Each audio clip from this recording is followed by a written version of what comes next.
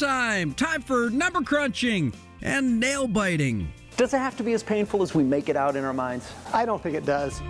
We talked to tax expert Tom Wheelwright, who wrote the Win-Win Wealth Strategy, to learn some tax-saving tips.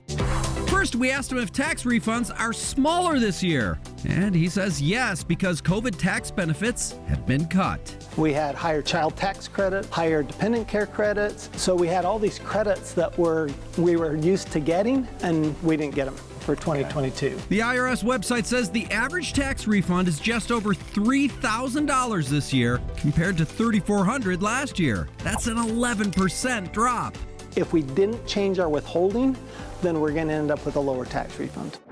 Next, what's your chance of an audit? Is that higher? People have been hearing a lot of headlines about, $80 billion going to the IRS to hire more tax auditors. Has the risk of an audit gone up? Oh, no question. For 2022, they have 3 years to audit your return. Tom says small businesses that are sole proprietors have a 5 times higher chance of being audited. They report on a Schedule C, and that Schedule C basically tells the IRS that, I don't know if you're a real business. Tom says the IRS is less likely to come after you if you change your small business to an S Corp.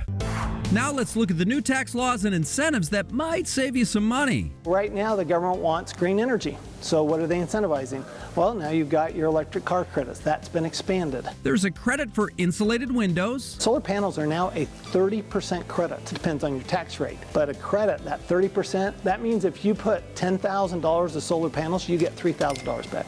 But Tom says the number one tax break most people miss is the benefit of being in business. Just a side hustle can get you huge tax benefits. You get to deduct a portion of your home. You get to deduct a portion of all of your car. You can have a small business that you start on your phone or you start in your home, and you can still get those same tax benefits. I really think that's the number one thing people miss.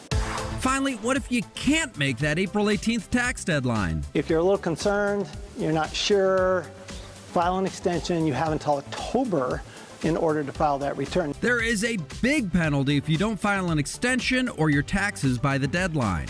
You can file the extension and pay the tax later and pay just a small penalty. Check out irs.gov to get more info, and you might even be able to file your taxes for free through that site too. This has been me paying the IRS lately. It's just like, yeah, here you go, here's more. And they're very happy to take your money. Advice to help you hold on to more of your dough is at the top of the list.